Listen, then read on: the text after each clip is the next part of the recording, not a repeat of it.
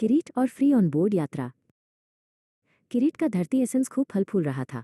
उसके सुंदर सांस्कृतिक रूप से अनुकूलित मिट्टी के बर्तनों के लिए ऑर्डर लगातार आ रहे थे।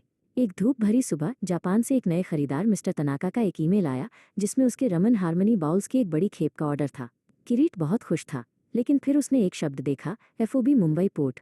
ये एफओबी क्या बला है, उसने सोचा। किरीट ने तुरंत अपने गुरु वायरल शाह को फ़ोन किया। वायरल सर, मिस्टर तनाका के ऑर्डर में ये एफओबी शब्द मुझे समझ नहीं आ रहा। मेरी खेप के लिए इसका क्या मतलब है? वायरल हंसे। अरे किरीट, ये तो बहुत ज़रूरी है। ये एक इनकोटर्म है, अंतर्राष्ट्रीय व्यापार के लिए नियमों का एक सेट। एफओबी का मतलब है फ्री ऑन बोर्ड।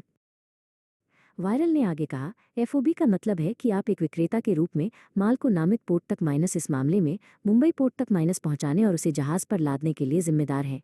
एक बार जब बर्तन सुरक्षित रूप से जहाज पर ऑन बोर्ड हो जाते हैं तो आपकी जिम्मेदारी समाप्त हो जाती है। जोखिम और लागत फिर मिस्टर तनाका यानी खरीदार को हस्तांतरित हो जाती है।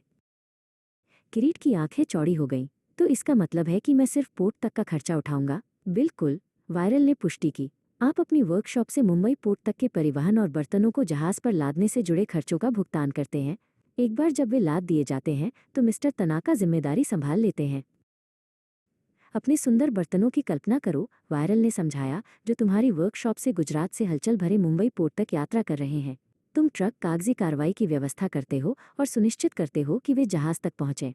एक बार जब क्रेन उन्हें डेक पर उठा लेती है तो तुम्हारा काम पूरा हो जाता है। बोट पार हो गया। उस क्षण से, वायरल ने जोड़ा, मिस्टर तनाका मुख्य समुद्री भाड़ा, समुद्री यात्रा के लिए बीमा, और एक बार जब जहाज जापान पहुंच जाता है तो सभी लागतों माइनस उतराई, सीमा शुल्क और अपने गोदाम तक परिवहन माइनस के लिए जिम्मेदार होते हैं।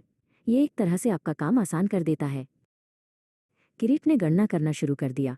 उसने अपनी वर्कशॉप से मुंबई तक के परिवहन की लागत, पोर्ट हैंडलिंग शुल्क और लोडिंग शुल्क को ध्यान में रखा। उसने मिस्टर तनाका को अद्यतन उद्धरण भेजा जिसमें स्पष्ट रूप से एफओबी मुंबई पोर्ट लिखा था। मिस्टर तनाका ने तुरंत ऑर्डर को मंजूरी दे दी।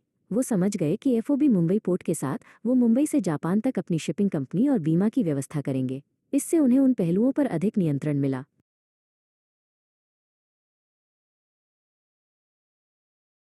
जल्द ही किरीट के धरती एसेंस बाउल्स को सावधानी से पैक करके एक ट्रक में लाद दिया गया जो मुंबई पोर्ट की ओर जा रहा था। किरीट ने व्यक्तिगत रूप से जहाज पर लोडिंग की देखरेख की, आखिरी क्रेट को क्रेन द्वारा नीचे करते हुए अलविदा कहा। अलविदा मेरे प्यारे बाउल्स, उसने फुसफुसाया।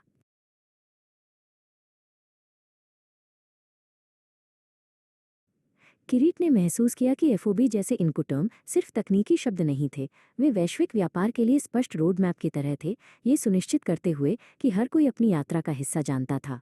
वायरल शाह की बदौलत किरीट सिर्फ एक शिल्पकार ही नहीं बल्कि एक स्मार्ट निर्यातक भी था, जो आत्मविश्वास और मुस्कान के साथ व्यापार की दुनिया को नेविगेट कर रहा था।